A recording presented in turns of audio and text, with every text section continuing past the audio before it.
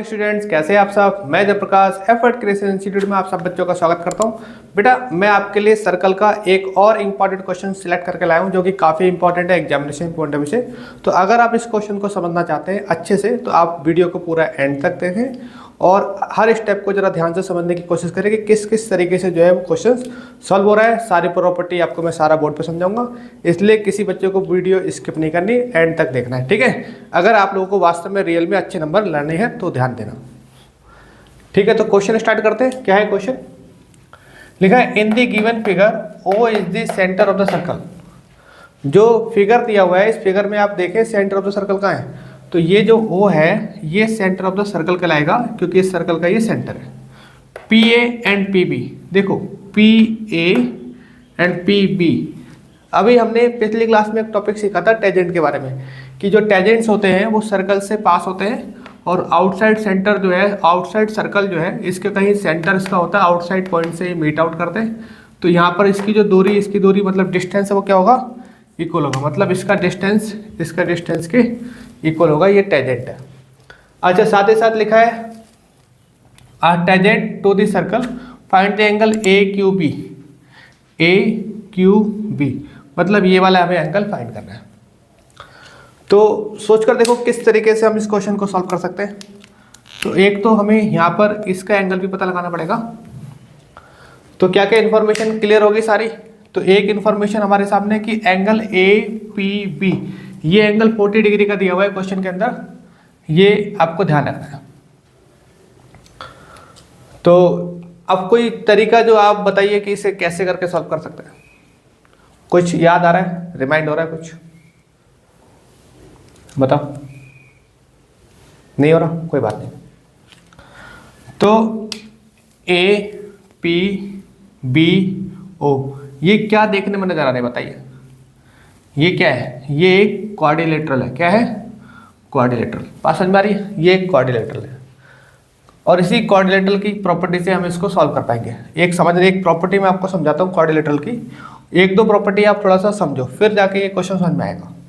Circle की पहली property ये है कि मान के चलो इस तरीके से आपने 9th क्लास में पढ़ा होगा, एक सेंटर से दो आर्क जा रही है और ये इस तरीके से बाहर टच कर रही है। तो ये वाला जो एंगल होता है ना और ये जो एंगल होता है, अगर ये एंगल 60 डिग्री है मान के चलो तो ये 30 डिग्री होगा। मतलब ये एंगल इस एंगल का हाफ होता है, या यूँ कहे कि ये एंगल इस एंगल का डबल होता है। तो पहली प्रॉपर्टी सर्कल की है। दूसरी प्रॉपर्टी है कि अगर क्वाड्रिलेटरल हो,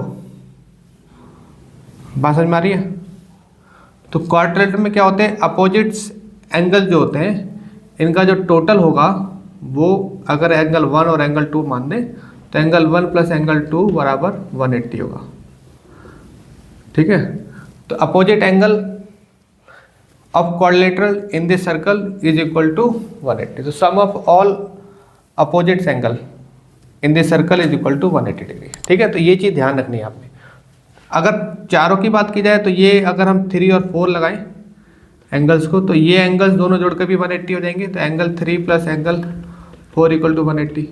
अगर सभी को जोड़े तो angle 1 plus angle 2 plus angle 3 और एंगल 4 बराबर कितना होगा, 360। तो आपको पता ही है कि जो क्वाड्रिलेटरल होता है उसकी जो टोटल्स वैल्यू होती है एंगल्स की वो 360 डिग्री होती है। तो ठीक है, तो इस तरीके से ये दो प्रॉपर्टी इस क्वेश्चन में अप्लाई हो रही है। ये दो प्रॉपर्टी आप समझ लोगे क्वेश्चन सॉल्व हो जाएगा, ठीक है। तो कैसे करते हैं जरा थोड़ा सा देखो ध्यान से, मैं इसको रब कर रहा हूँ।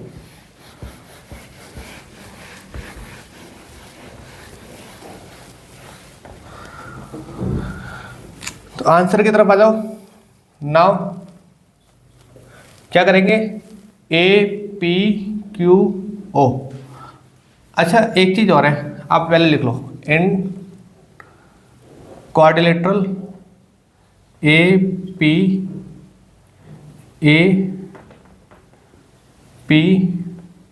बी ओ, ये क्वाड्रिलेटरल है, ठीक है। अच्छा अब इसमें एक चीज़ और समझनी है। मैंने आपको पिछली क्लास में एक चीज़ समझाई थी, जब एक टेजेंट होता है सर्कल पे, तो टेजेंट लाइन जब सर्कल को टच करती है तो जो एंगल है वो 90 डिग्री का बनाती है। क्या बनाती है? 90 डिग्री का एंगल बनाती है। ध्यान रखना है, बहुत ही इंपॉर्टेंट टॉपिक है। ठीक है, तो 90 डिग्री का एंगल ये बन रहा है, 90 का ये बन रहा है, 40 का ये दिया है, तो ये आप डिफरेंस से निकाल सकते हैं। कैसे निकालोगे बताओ? तो ये क्वाड्रिलेटरल प्रॉपर्टी से निकालेंगे। तो हम लिखेंगे, हाँ इसमें ऐड कर लेते हैं, angle A P B plus angle P B O plus angle O A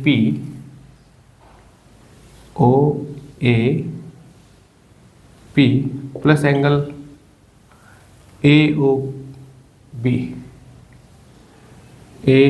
B equal to 360 degree.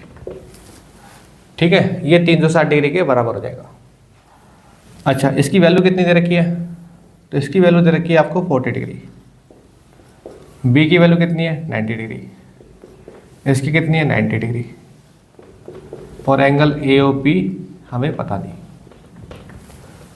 ठीक है, अब ये 90 90 180 हो जाएगा, और plus angle A O B बराबर 360 डिग्री। इन दोनों को जोड़ लो, 220 plus angle A O B, angle A O B बराबर 360 माइनस 220 कितना होएगा? जल्दी बताओ। ये हो जाएगा 140 डिग्री। कितना हो गया? 140। तो ये वाला एंगल कितने का आ गया? ये आ गया 140 डिग्री आ गया। ठीक है, तो लिख लो कि angle A O B equal to 140 degree. एक चीज़ तो निकल गई हमारी। ठीक है, लेकिन रिक्वायरमेंट क्या है क्वेश्चन के अंदर? क्वेश्चन की रिक्वायरमेंट है ए क्यू बी, मतलब ए क्यू बी, हमें ये वाला एंगल निकालना है। अगर इस एंगल को मैं सीधा कर लूँ ऐसे करके, तो मैंने भी प्रॉपर्टी बताई थी आपको कि इस तरीके से अगर एंगल हो ये, तो ये वाला एंगल इस एंगल का क्या होता है? हाफ हो जाता है। मतलब अगर ये अगर 60 डिग्री है तो 30 हो जाएगा, अगर ये 140 हो तो ये कितना हो जाएगा? हाफ हो जाएगा। तो ये प्रॉपर्टी याद रखनी है आपको। ठीक है, तो ये प्रॉपर्टी लगाएंगे, लिखोगे therefore angle A Q B बराबर 1/2 angle A O B.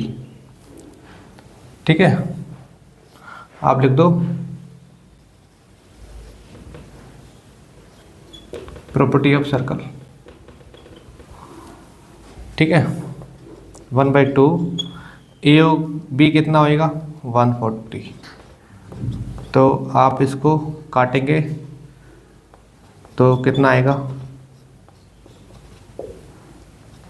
70 degree. Angle A Q B, तो ए क्यू बी 70 डिग्री आ गया। यही आपकी आंसर है, यही आपकी रिक्वायरमेंट थी। तो प्रॉपर्टी ऑफ सर्कल लिख दोगे, इतना चल जाएगा, थ्योरम्स है वैसे, इसमें कोई ज़्यादा मैटर नहीं है, बस आपको ये पता होना चाहिए कि हाफ हो जाता है, तो ये आपको ध्यान रखना है। तो इस तरह के क्वेश्चन भी एग्जाम में आ सकता है, तो आप लोगों को ऐसे प्रिपेयर होकर आना है। पहले समझना है कि कैसे क्वेश्चन हो रहा है, तो आपको प्रॉपर तरीके से समझ में आएगा, तभी जाके आप एग्जाम में इसे लिख पाओगे। जरूरी नहीं है क्वेश्चन में यही वाला पूछ ले, कभी ये भी पूछ लेते हैं एंगल, कभी ये वाला एंगल पूछ लेंगे, कभी आपको ये और ये देंगे, वो निकालने को पूछ लेंगे। तो घुमा फिरा के क्वेश्चन भी आ सकता है, जरूरी नहीं एग्जैक्ट यही क्वेश्चन आए। बट ये कि इसके जैसा क्वेश्चन आएगा तो आपने पहले से प्रिपेयर होकर रखना है कि किस तरीके से क्वेश्चन सॉल्व करना है। ठीक है, बात समझ में आ गई? तो आप ऐसे क्वेश्चन की प्रैक्टिस करें, बाकी कोशिश करेंगे और अगले क्लास में एक नया क्वेश्चन आपके लिए लेकर आए, तो आप इसकी प्रिपरेशन करके रेडी रखें। और बाकी कोई डाउट हो तो मुझसे पूछना, बताना, मैं आपके डाउट्स को और सॉल्व करूँगा। ठीक है, वीडियो अच्छी लगे लाइक शेयर एंड सब्सक्राइब करें।